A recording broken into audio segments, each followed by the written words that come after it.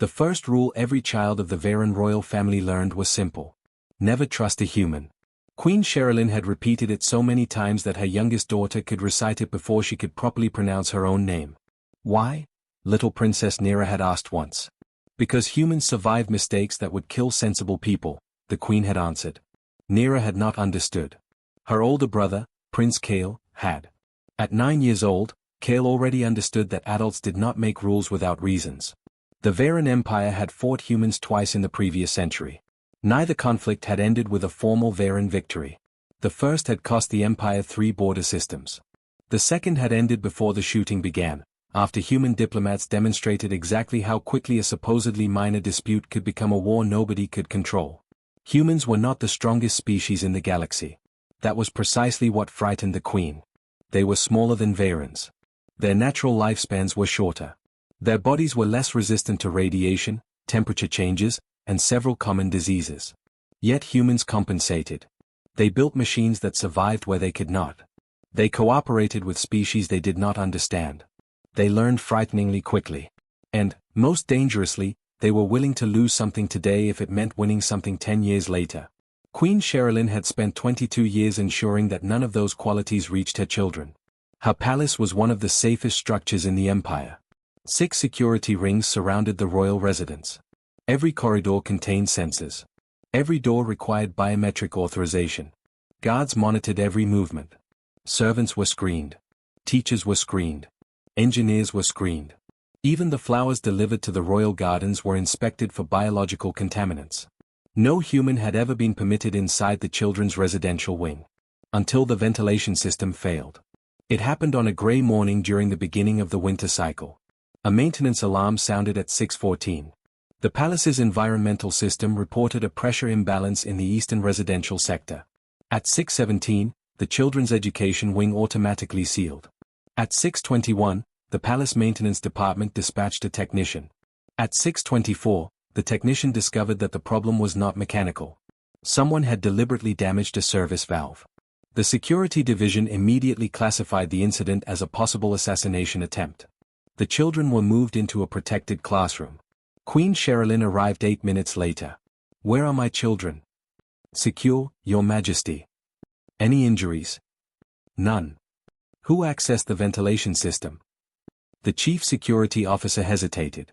"We are still determining that." Sherilyn's eyes hardened.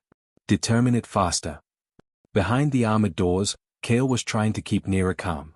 Their youngest brother, Tavin, was sitting beneath a desk. "Come out," Kale told him. "No. We are safe. You said that yesterday when the training drone exploded." "That was different." "It exploded." Kale sighed. Before he could answer, the lights flickered. Nira began crying. Then the emergency ventilation fans stopped. For 13 seconds, nothing happened.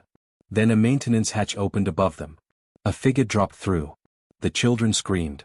The guards raised their weapons. But the intruder did not attack. He landed badly, stumbled against the wall, and immediately lifted both hands. "Please don't shoot." The voice was unfamiliar. The guards froze. Queen Sherilyn entered the room at exactly that moment. She saw the stranger. She saw his brown uniform. She saw the maintenance insignia. Then she saw the unmistakable human face beneath the helmet. Her expression changed completely. "Human." The man swallowed. "Yes, Your Majesty." "Why are you inside my children's classroom?" "I was told there was a ventilation emergency." "You were told?" "By maintenance control. You entered a restricted royal sector without authorization." "I didn't know it was restricted." The chief guard stepped forward. "You expect us to believe that?" The human looked at the damaged hatch. "I honestly didn't even know what building this was until I saw the guards." That answer irritated Sherilyn more than a lie would have. "Name?" "Daniel Mercer." "Occupation?" "Janitorial maintenance." The room became silent. Nira stopped crying. She stared at him. Kale stared too. The queen looked at the chief guard. "A human janitor?" "Yes, Your Majesty." Sherilyn almost laughed. The galaxy's most unpredictable species had somehow sent a janitor into the royal children's wing. "Remove him." Daniel slowly lowered his hands. "Understood." He turned toward the hatch. Then Toving spoke. Wait. Everyone looked at him. The 4-year-old stepped from beneath the desk. Daniel looked down. Toving pointed at the man's hand. You're bleeding. Daniel glanced at his palm. A thin cut ran across his glove. It's nothing. Tavin frowned. That's blood. Yeah. Does it hurt? A little. Tavin approached. The guards immediately tensed. Stay back, Sherilyn ordered. Tavin stopped. Daniel crouched instead. Your mother is right. Tavin looked confused. About what? Staying away from strangers. Are you dangerous? Daniel considered the question. I don't think so. Kale laughed unexpectedly. The Queen turned toward him. What is amusing? He answered honestly. Daniel looked at Kale. That doesn't mean I'm trustworthy. Kale studied him. You're different. Different from what? Everyone here. Daniel smiled faintly. I'm a janitor. That isn't what I meant. Before anyone could continue, the palace shook. A deep metallic boom traveled through the floor. The guards immediately formed a defensive circle around the children. The lights went dark. For 3 seconds, the entire palace disappeared into emergency darkness. Then a second explosion sounded. Closer. Sherilyn grabbed nearer. Security. No response. The communication network was dead. Daniel looked toward the maintenance corridor. That's not the ventilation system. How would you know? The chief guard demanded. Because I've worked on this building for 6 months. Another impact shook the room. Daniel's expression changed. Something is cutting through the eastern service tunnel. The Queen stared at him. Can you get us out? Daniel hesitated. I know the maintenance routes. The chief guard stepped forward. We have trained security personnel. Then use them. The guard opened his mouth. Nothing came out. The palace emergency systems were failing one after another. Daniel looked at the children. There's an old utility corridor beneath this floor. It connects to the underground transit station. Sherilyn immediately rejected the idea. No. Then stay here. Another blast. The ceiling cracked. Tavin screamed. Sherilyn looked up. Dust fell around them. She made her decision. Show us. Daniel nodded. He moved toward a wall panel and removed its cover. The guards followed. A narrow passage opened. One by one, the children entered. Sherilyn went last. Daniel closed the panel behind them. They walked through darkness. No royal guards had ever used the corridor. It smelled of dust, metal, and old insulation. Neera held her mother's hand. Kale walked beside Daniel. How do you know where you're going? Daniel used a small flashlight. I don't. Kale frowned. You said you knew the routes. I know the routes. I don't know whether the people attacking us know them too. That answer made Kale nervous. It also made him trust Daniel a little. They reached a junction. Daniel stopped. The palace shook again. He pointed left. This route goes toward the transit station. The security chief looked at the map on his wrist. Correct. Daniel smiled. Good. Then the corridor lights came on. Red. A warning signal. Daniel's face went pale. What? He stared at the ceiling. That's not a palace alarm. What is it? Sherilyn demanded. Daniel slowly backed away. Fire suppression. A hiss filled the corridor. Sherilyn grabbed the children. Run. White chemical foam began flooding the tunnel behind them. They ran. Daniel stayed at the rear. He could have moved faster. He did not. Every time Tavin stumbled, Daniel waited. Every time Neera fell behind, Daniel slowed. When the security chief ordered him forward, Daniel ignored him. They reached the transit station. The doors were sealed. Daniel examined the control panel. It's locked. Open it, Sherilyn said. I need power. Use the emergency system. It's offline. Kale looked around. What do we do? Daniel stared at the sealed door. Then he removed his maintenance tool from his belt. Now you get to see why they hired a janitor. He knelt beside the panel. For nearly 30 seconds, he worked without speaking. The door opened. Cold air rushed into the station. The children stepped through. Sherilyn followed. Then she turned. Daniel was still standing behind them. Come. He looked surprised. Your Majesty? You brought my children here. Yes. You are coming with us. Daniel nodded. Okay. None of them noticed the small security camera above the transit door. It recorded everything. And somewhere inside the palace, someone watched the footage. Someone who had expected the royal family to die. Instead, the queen's children had survived. Because a human janitor had chosen to stay behind them. And that was the first mistake Queen Sherilyn made in understanding humans. She believed Daniel Mercer had protected her children because he was different. She had not yet realized that, to him, leaving them behind had never been an option. Daniel Mercer did not consider himself brave. He considered himself tired. There was an important difference. He had been awake for 19 hours when the palace attack began. His shift had started before dawn, and most of his morning had been spent repairing a waste recycling unit that had been designed by 3 engineers who had apparently never cleaned one themselves. He was 36 years old. He had worked maintenance jobs on 3 planets. He had repaired water systems, oxygen pumps, cargo elevators, school heating units, and once an entire agricultural dome after a meteor strike. He had never expected to meet royalty. He certainly had not expected to become responsible for 3 royal children during an assassination attempt. But circumstances had a way of making decisions for people. The underground station remained secure for 17 minutes. Then the first palace security team reached them. The queen immediately surrendered command to the arriving officers. Daniel expected to be detained. Instead, a medic grabbed his hand. "You're injured." "I've had worse." "That's not an answer." The medic cleaned the cut. Daniel watched the children. Nera was sitting beside her mother. Kale was watching him. Tavin had fallen asleep against the guard's shoulder. Daniel smiled. Kale noticed. "You like children?" Daniel looked at him. "I like quiet ones." Kale frowned. "We aren't quiet." "I noticed." For the first time since the attack began, the prince smiled. Queen Sherilyn saw it. She did not like it. Not because Daniel had done anything wrong. Because her son was beginning to trust him. And trust was dangerous. The investigation began immediately. The palace had suffered coordinated sabotage. 3 security systems had been disabled. 2 communications relays had been destroyed. The attackers had accessed restricted maintenance corridors. That last fact worried investigators most. The palace was designed to resist military assault. It was not designed to resist someone who knew where the pipes were. Daniel was questioned for nearly 2 hours. Where had he worked? Who had authorized him? Which corridors did he know? Who supervised him? Had he received unusual instructions? Had he noticed suspicious activity? Daniel answered everything. Then the investigator asked a different question.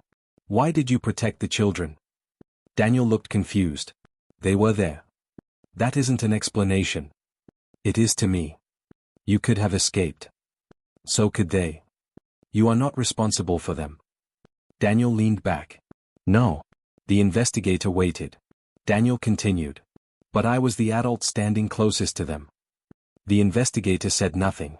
Daniel looked through the glass wall. Kale was outside. He had been waiting for him. When Daniel was released, the prince approached. You're staying? Daniel looked toward the palace officials. I don't know. Kale nodded. I hope you do. The queen appeared behind him. Kale. The prince immediately straightened. Yes, mother. Go with your brother and sister.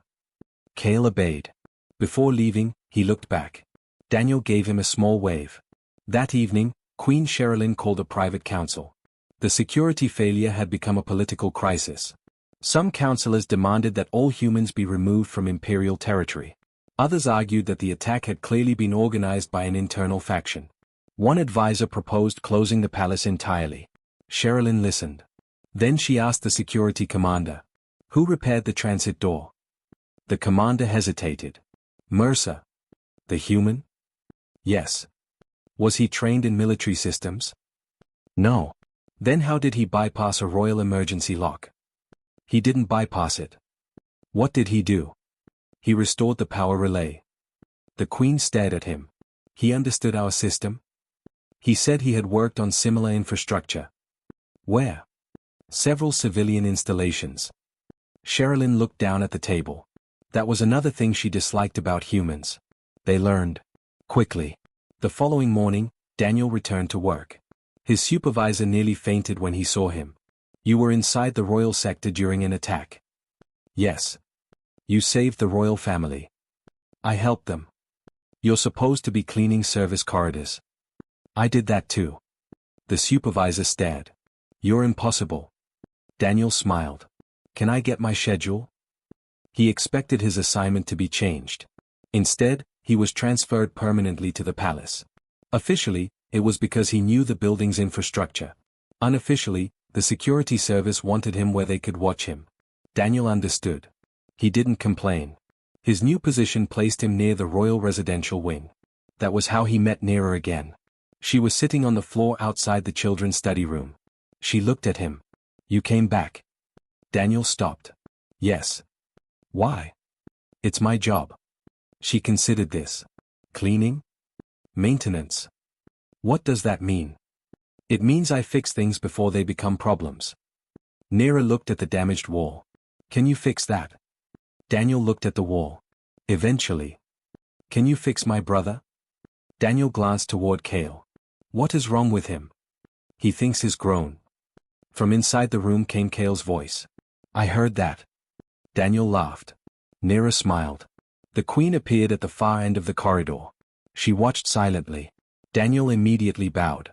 Your Majesty. Mr. Mercer. Oh. Nera looked between them. Mother, Daniel is fixing the wall. I see. Can he fix the garden drone too? Sherilyn looked at Daniel. Can you? Daniel shrugged. Probably. Then fix it. Daniel smiled. Yes, Your Majesty. The children followed him.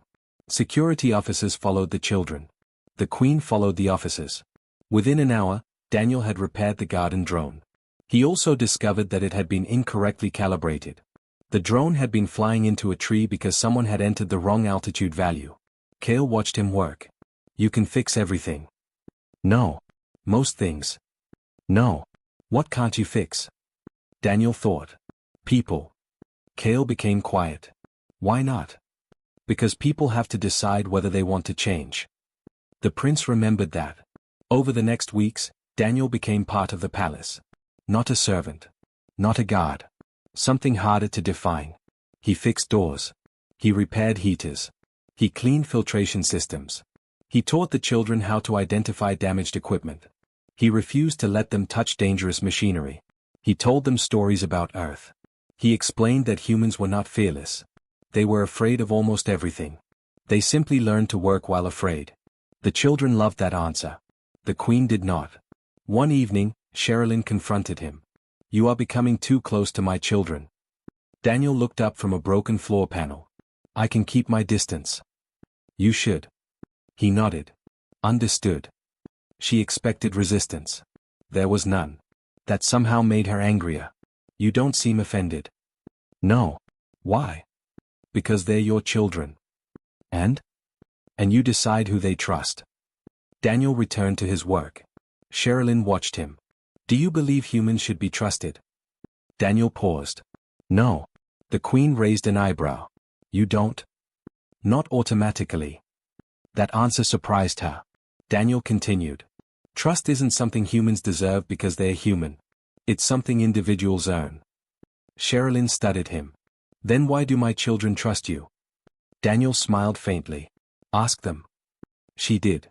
That night, she entered the children's room. Nera was asleep. Tavin was hugging a stuffed animal. Kale was reading. Sherilyn sat beside him. Why do you trust Daniel? Kale closed the book. He doesn't pretend.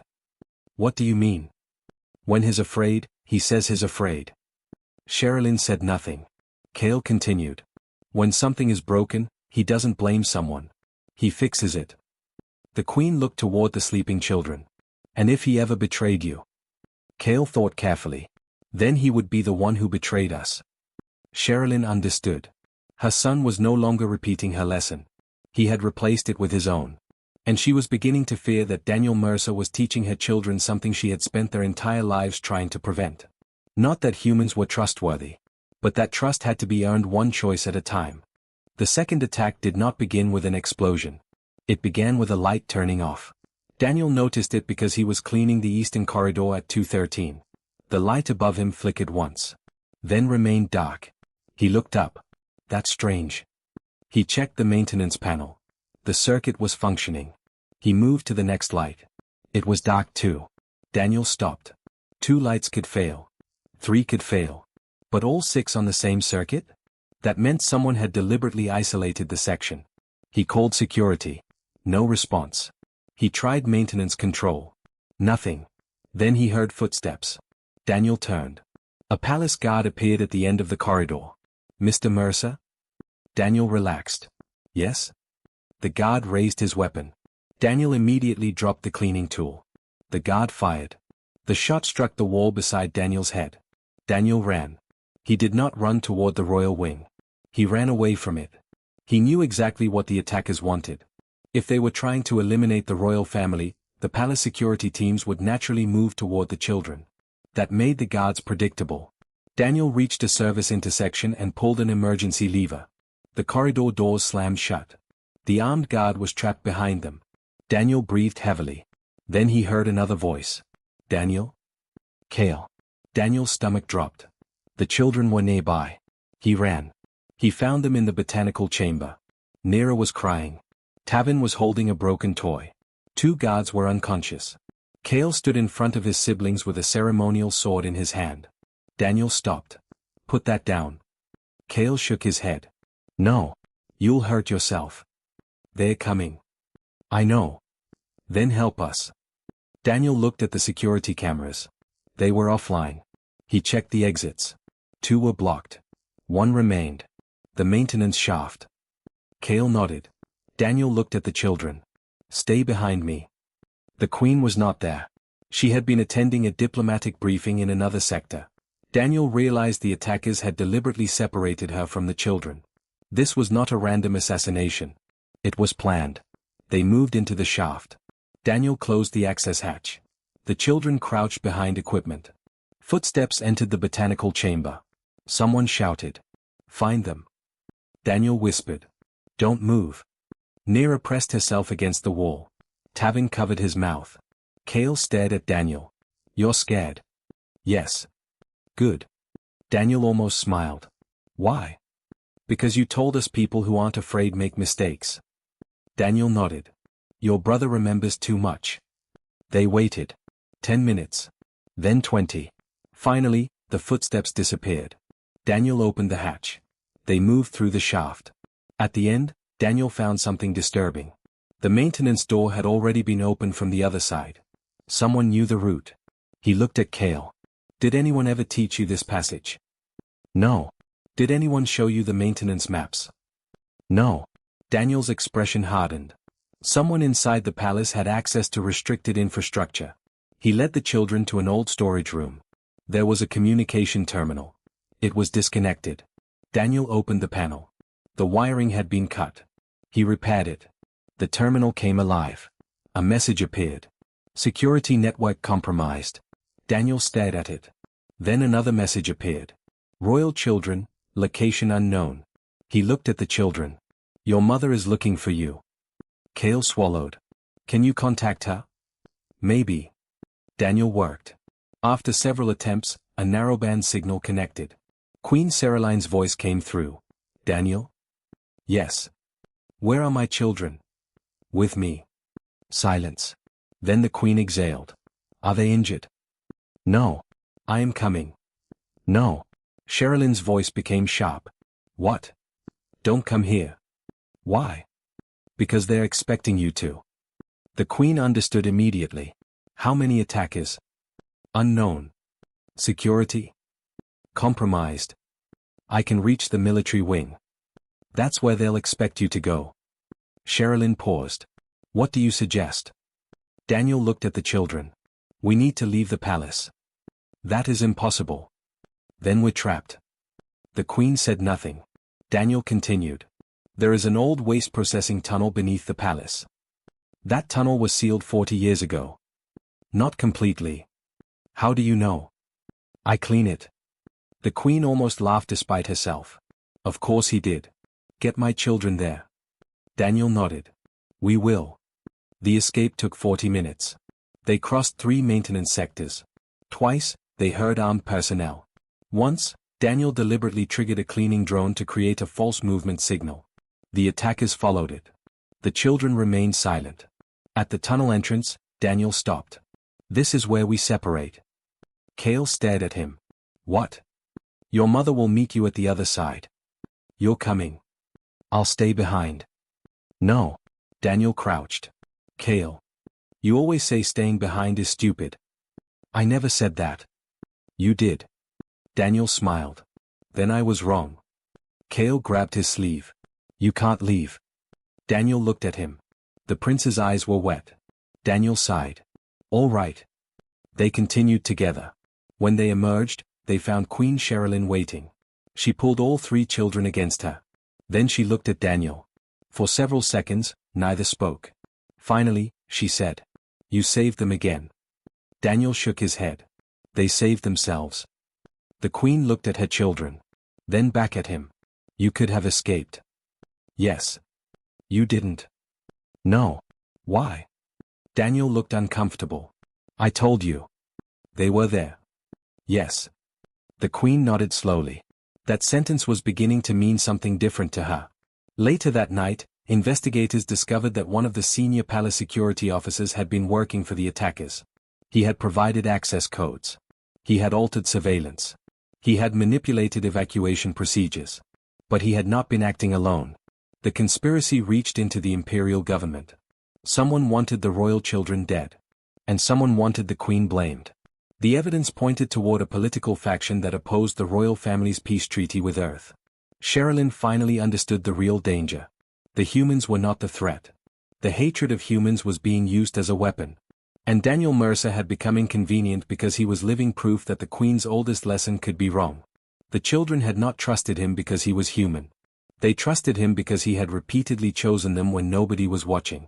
That was more powerful than any speech. And the people plotting against the Queen had just realized it too. The palace became a fortress. Every entrance was sealed. Every employee was rescreened. The children were no longer allowed to walk anywhere without armed protection. Daniel was forbidden from entering the royal wing without an escort. The restrictions were supposed to make everyone safer. Instead, they made the children miserable. Nira stopped eating breakfast. Tavin refused to sleep alone. Kale stopped speaking during lessons. Queen Sherilyn noticed. She asked the royal physician whether the children were suffering from trauma. Yes. Can it be treated? Yes. How? Routine. Stability. Familiar people. The queen understood immediately. Daniel. The physician hesitated. Possibly. Sherilyn looked through the window. Daniel was repairing a water pump in the courtyard. He had not asked for special access. He had not complained about being treated as a suspect. He simply kept working. She made a decision. Bring him.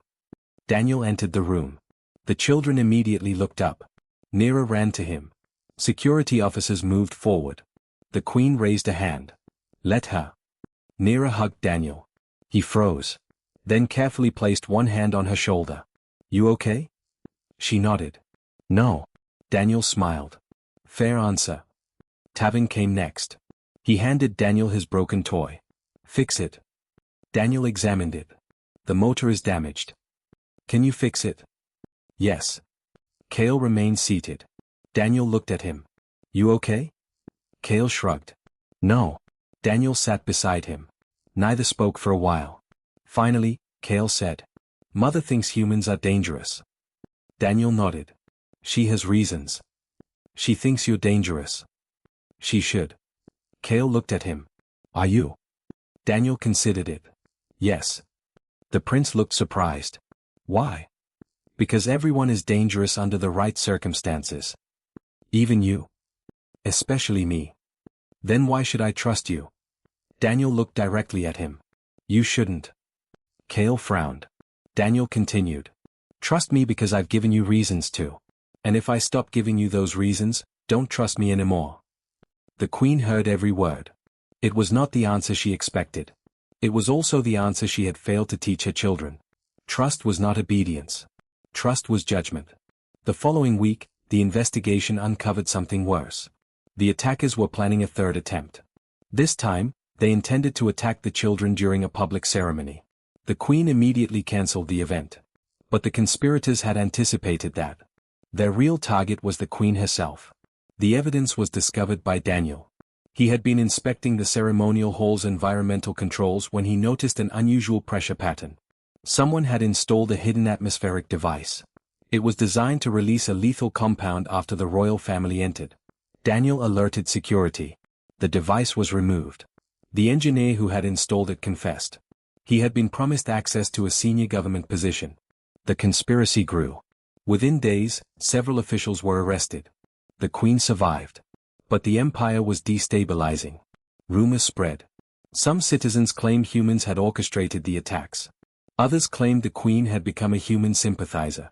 Anti-human demonstrations appeared across the capital. The Earth ambassador requested an emergency meeting. Queen Caroline agreed. The meeting lasted 6 hours. At its end, the Queen announced that the empire would not expel its human population. She also refused to blame Earth for the attacks. That decision nearly caused a political crisis. Her own advisors urged caution. Sherilyn ignored them. She had spent years teaching her children not to trust humans. Now she understood that blind distrust could be just as dangerous as blind loyalty. That evening, she found Daniel repairing a broken floor cleaning machine. "You knew this would happen." Daniel looked up. "What? The attacks?" "No. You knew someone would use fear of humans." "I suspected." "Why?" "Because fear is useful." The Queen sat down. "Humans have been blamed for many things in our history." Daniel nodded. "So have Varens." "Do humans forgive?" "Sometimes." "Do they forget?" "No." "Which is better?" Daniel thought for a long moment. "Neither."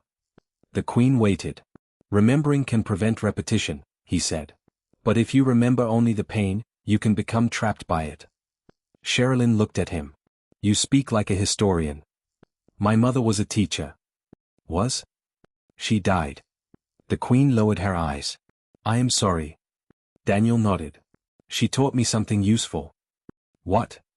"Never judge a whole species by the worst person you've met." Sherilyn smiled faintly. "That sounds like something a human would say." "It is."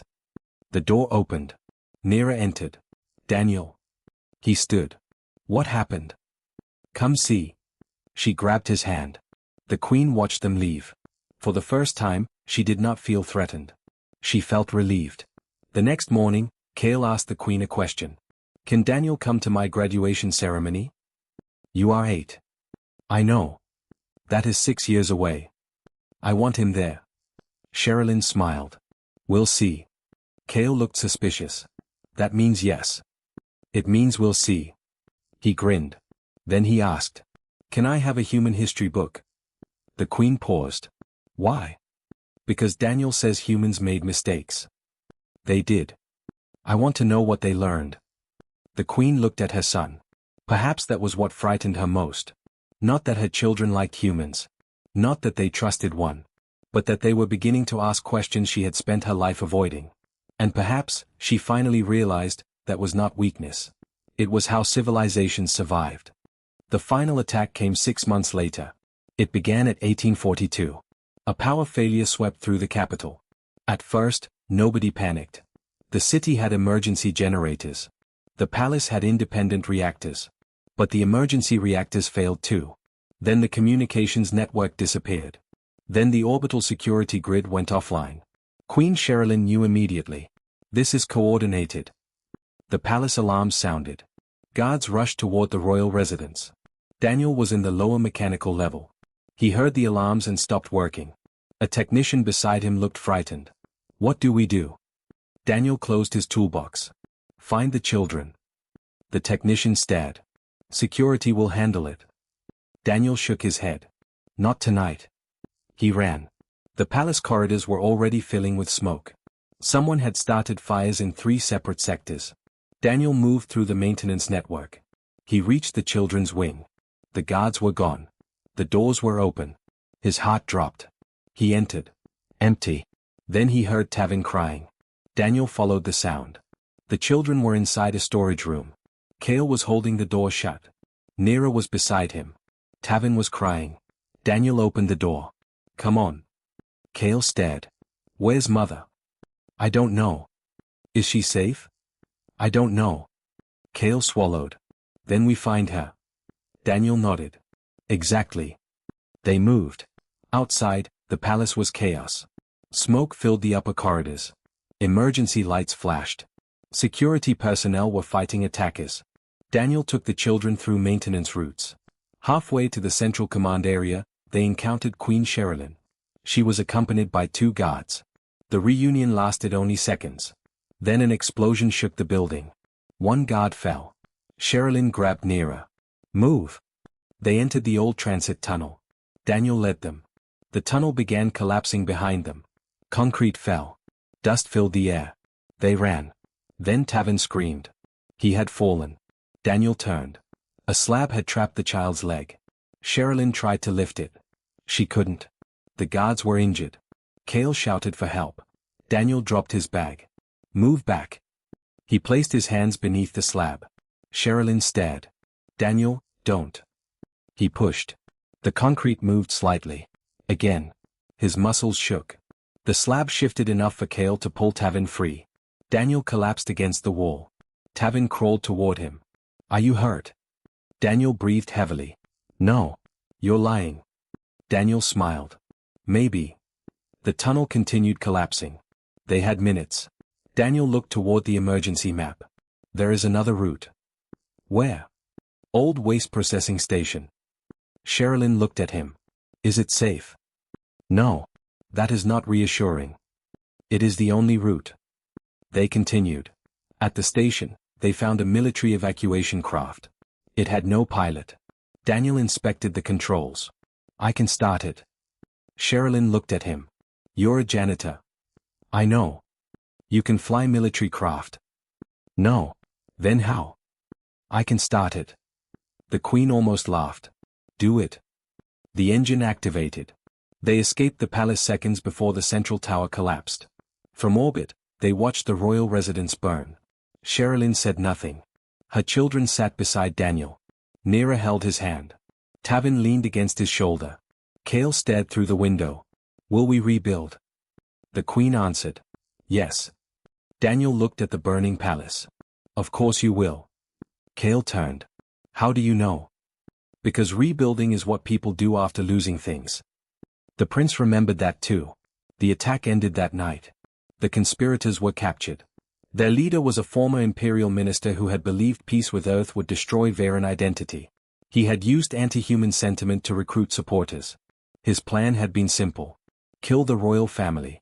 Blame humans. Start a war. The war would unite the empire behind him. It almost worked.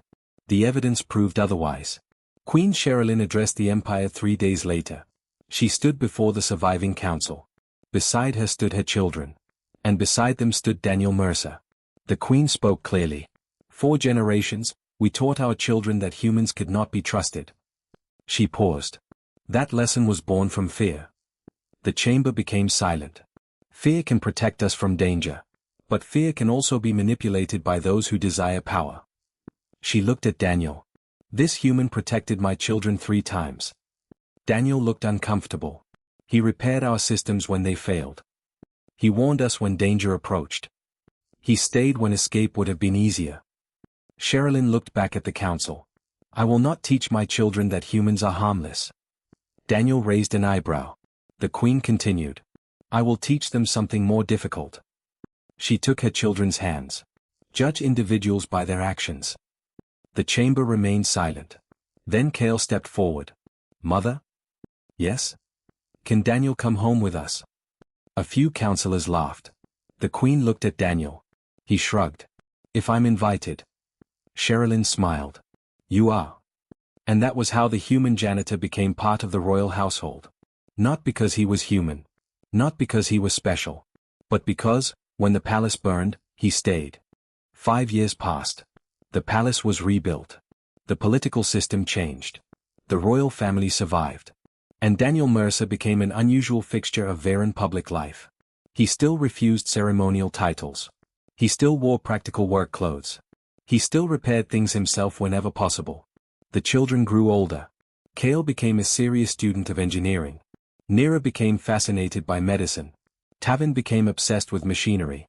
All 3 had one thing in common. They preferred Daniel's company to that of almost anyone else. The palace staff joked about it. The Queen pretended not to notice.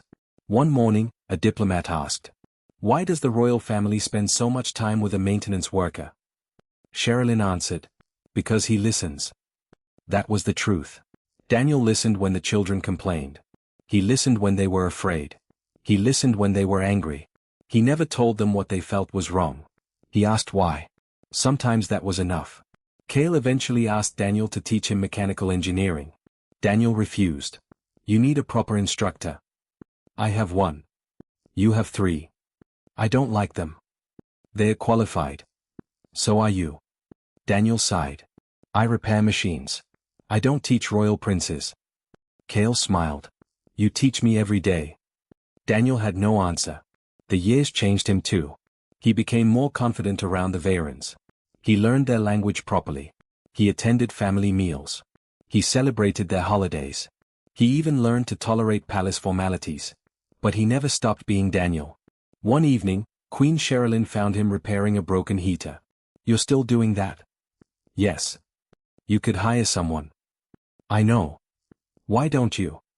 Daniel shrugged. "Because I like knowing things work." Sherilyn smiled. "That's why my children like you." Daniel looked toward the window. "They don't need me anymore." The Queen disagreed. "Everyone needs someone." Daniel said nothing. Later that year, Cale graduated from the Imperial Academy. He gave a speech. Halfway through, he stopped. He looked toward the audience. Daniel was sitting in the back. Cale smiled. "My mother taught me never to trust humans." The audience laughed nervously. Cale continued. "She was trying to protect me." He looked at Daniel. "But she taught me something else later. Trust should not be inherited.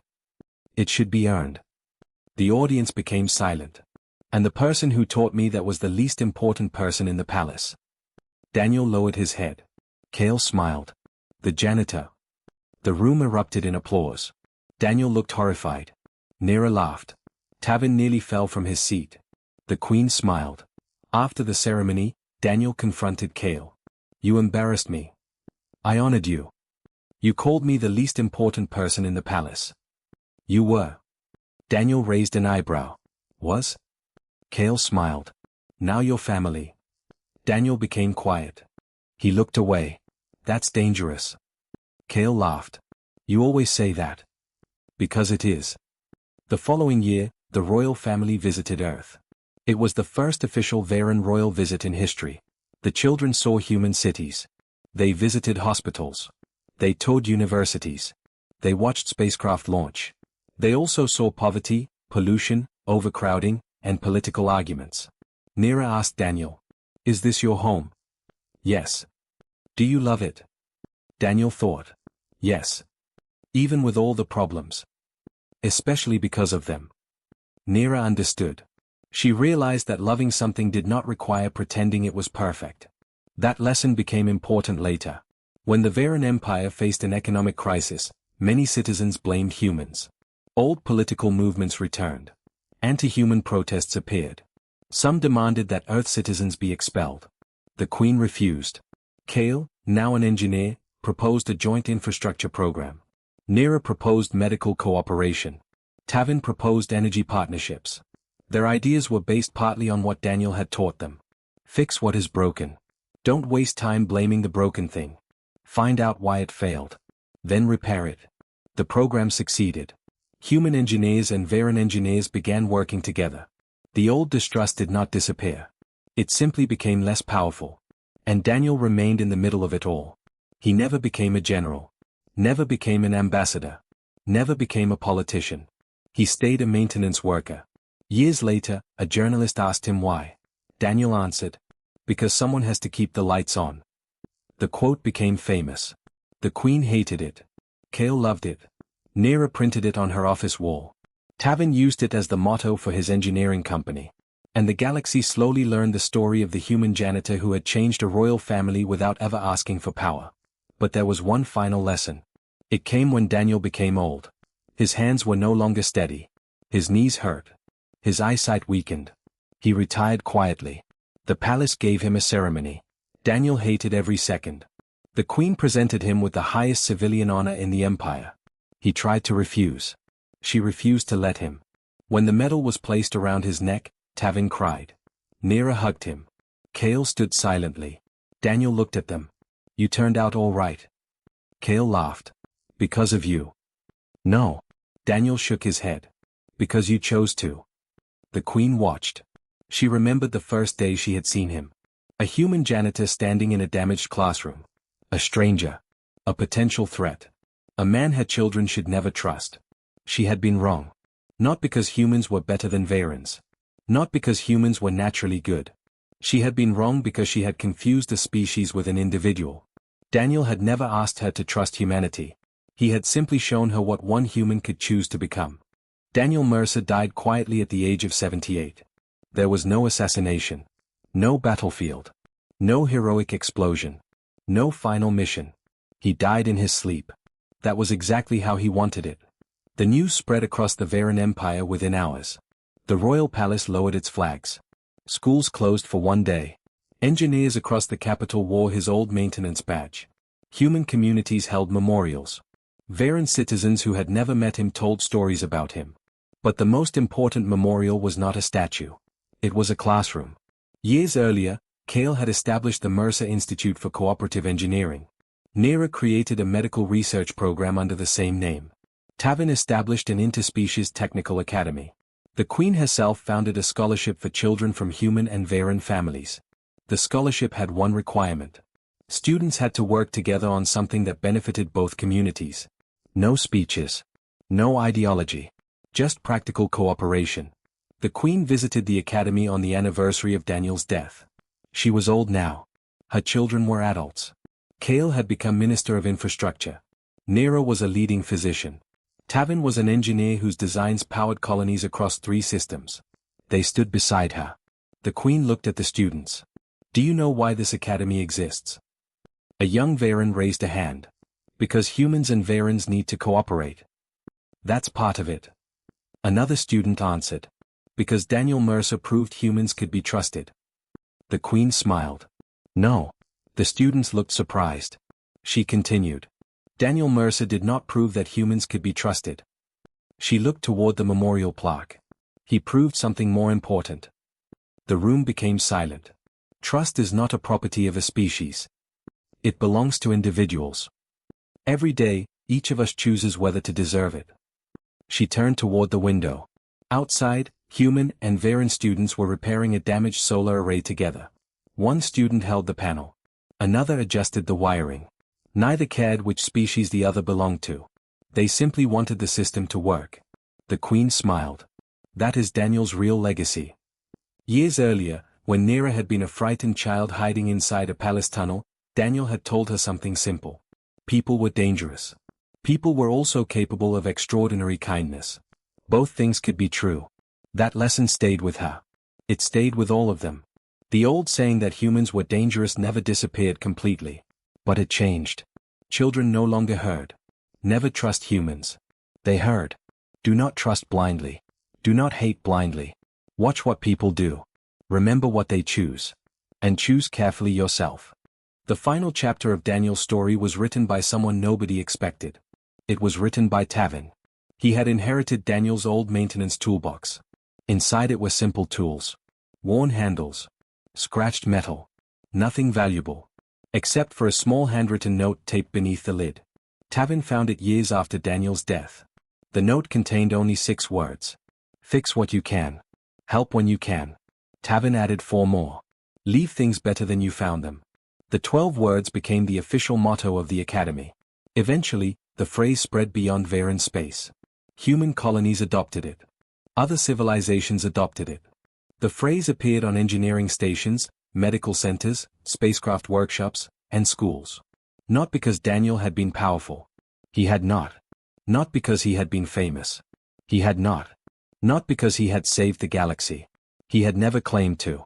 He had simply been a man who saw frightened children in danger and decided they were worth protecting. That was enough. Queen Sherilyn lived another 11 years. Near the end of her life, she asked Kale to bring her to the palace garden. The garden had changed. The old trees were larger. The children she once protected were now leaders. She sat beneath the same tree where Daniel had repaired the garden drone decades earlier. Kale sat beside her. Mother? Yes? Do you still believe humans are dangerous? Sherilyn smiled. Yes. Cale laughed softly. So Daniel didn't change your mind? He changed it completely. How? She looked at him. I used to think the question was whether humans were dangerous. And now? Now I know the question is whether we are capable of choosing what we do with our danger. Cale nodded. The Queen closed her eyes. Your father once asked me why I feared humans so much. What did you say? I told him because they survived. Cale smiled. And now? Now I think that was never the frightening part. What was? Sherilyn opened her eyes. They kept trying. She looked toward the sky. Even after failing. Even after losing.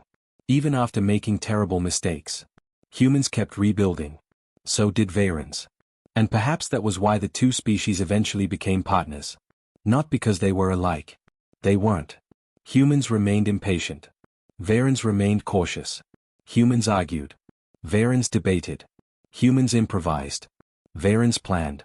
But together, they learned something neither civilization had understood alone. Trust was not a promise that nobody would ever hurt you. Trust was the decision to give someone the opportunity to prove what they would do when the choice mattered. Daniel had been given that opportunity.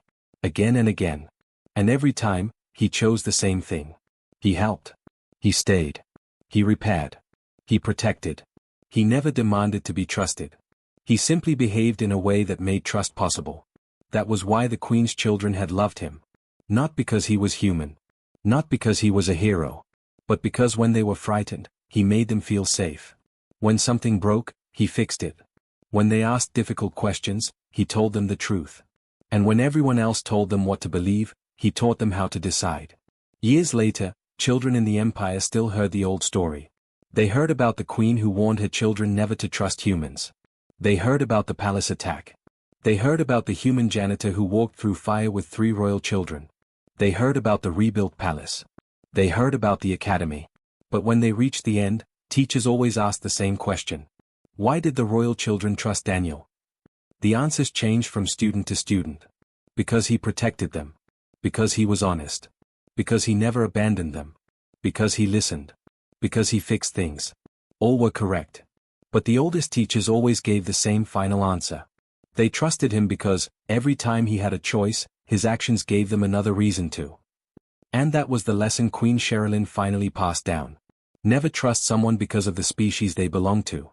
Never distrust someone for the same reason. Watch. Listen. Remember. Then decide.